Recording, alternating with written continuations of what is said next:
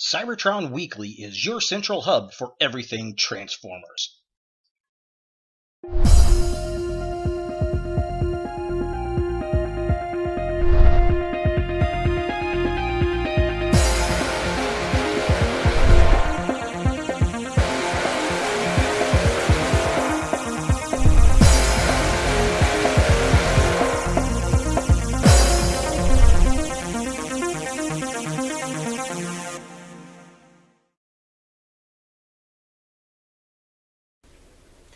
Hey guys, Ultra Maximus back with another Transformers review.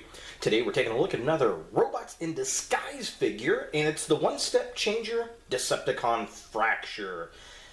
I don't know what it is about this line. The only way they release Decepticons, it seems, is either the one-step changer mode or the three-step changer. I think we have gotten a couple Legions, but only one Warrior class Decepticon. It's really, really annoying. But it is what it is, I guess. So here we have Fracture. Let's go ahead and take a look at the packaging.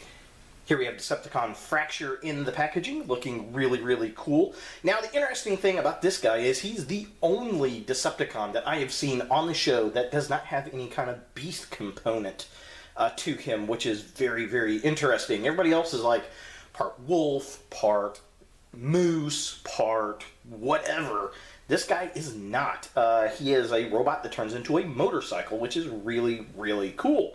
I wish we would have got this guy in a warrior class, but it is what it is. So yeah, here's the box. It's the same as we've seen before. Here's some artwork from the show. There's the figure. It says Transformers, Robots in Disguise up here around the Autobot logo. Here are the instructions on to transform him. Again, just a close-up. So there is the artwork looking pretty cool. I'm definitely digging that. Transformers, all that stuff is the same. There is the little motorcycle. There are the instructions. Artwork on the side. Looking pretty cool. Nothing over there. You can also get Autobot Drift and you can get Thunderhoof in the one-step changer. And I was looking for him, but they didn't have him, which was unfortunate. Here's the back of the package. Again, the same we've seen before. Here's how to play the game. Robot, motorcycle, instructions. Nothing different there. So let's go ahead and get Fracture out of the package and see what we think. And here we have Fracture out of the package. And I do have to say, this is probably the best one-step changer I've ever held. It is very solid. It transforms actually more or less in two steps, but it doesn't feel loose like all the other one-step changers I've ever messed with does. I'm very appreciative of that. And it's a decent looking motorcycle. It's a little thick in the middle, but that's forgivable. I probably would have liked him to be a trike, to be honest. But yeah, overall it's not too bad. I like the look. I like the purple and the black. I like the silver paint decal there. We get some red paint picks up front. We got the little Decepticon logo at the front brake wheel, which is really, really cool. It's got some nice detail to it. Very cool, very nice. Definitely digging it. We got the tailpipes back here looking all kinds of cool. He's got the sissy bar on the back. Yeah, overall, I think they did a pretty good job with it. I am really, really liking it. But you can see he's pretty thick down the middle. But yeah, I mean, I like it. I like the handlebar detail, looking really, really cool. Very nice, and just kind of a side piece there.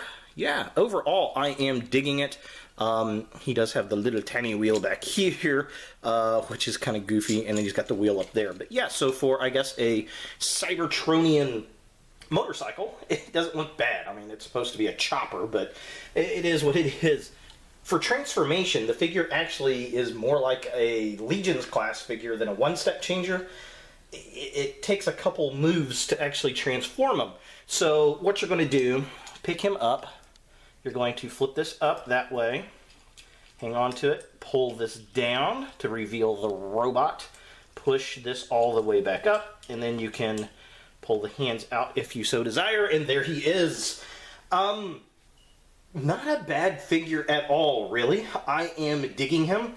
I could see them repainting this for RC from Transformers Prime, but yeah, overall, not a bad looking figure at all. I notice first thing is The paint apps on the hands and on the head are different from the box art.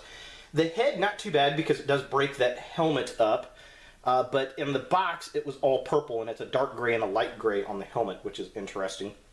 And then there are no silver paint apps on the hands. Again, it is what it is. It is a one-step changer, but overall, not bad. I am digging him. So just kind of a close-up. So yeah, there he is, looking really cool. I am digging him, like the paint picks on the shoulder. The black there on the chest looks really cool. And then we got the red paint picks on the legs. Definitely digging him. He's got a little bit of a motorcycle hanging off the back, but not too terribly bad. An all-round, really well done, solid Decepticon. For size comparison, here we have Decepticon Fracture next to the Warrior class Autobot Bumblebee from the same line, Robots in Disguise. And he's not a bad size comparison. I mean, he is a motorcycle, so he's going to be a little bit smaller than the other bots. And I do appreciate the scale, at least, on this one step to the Warrior class. Here's Fracture next to the Combiner Wars Alpha Bravo. Here's Fracture next to the Transformers Beast Machines Optimus Primal. And finally, here is Fracture next to the Takara Tomy Transformers Adventure Nemesis Prime. So, is the one-step changer Decepticon Fracture a figure you want in your Transformers collection? Well, if you're a Robots in Disguise completist, you're definitely going to want him. Hell, if you just want Decepticons in your Robots in Disguise line, you're going to want to get him, because the only way we seem to get Decepticons are through the one-step changer line. And I'm not sure why that is. The only Warrior class we've gotten has been Steeljaw. Not Hasbro, but Takara has put out some. They're repaints, though. It's a Nemesis Prime, and it's the repaint of Strong Arm. It baffles me why they don't have other Decepticons in the line. And I noticed that since the last movie, we see a lot less bad guys released than we do good guys. I don't know if that's from parents groups or what the deal is, but it's pretty annoying. That being said, I will say this is an impressive figure, just in the build of the figure alone. Like I said, this is the best one-step changer I've ever held in my hands. It's very solid, it transforms pretty cleanly, and it's not loose whatsoever in any of the joints, and that is very much appreciative. And him being a motorcycle and being a little bit smaller fits perfect in line with the Warrior class figures. So I'm not upset if this is the only Fracture that we get. So there he is, Decepticon Fracture, the one-step changer from Transformers Robots in Disguise. If you guys like this video, thumbs it up. If you hate this video, thumbs it down. I do appreciate you guys subscribing to my channel, sharing my videos. What do you think of Fracture? Do you like him? Do you not like him? Why is he the only one that's not part animal in the Decepticons? I just don't get it. I'd love to hear your comments. Definitely put them down in the notes below. And as always, look for more videos in the future.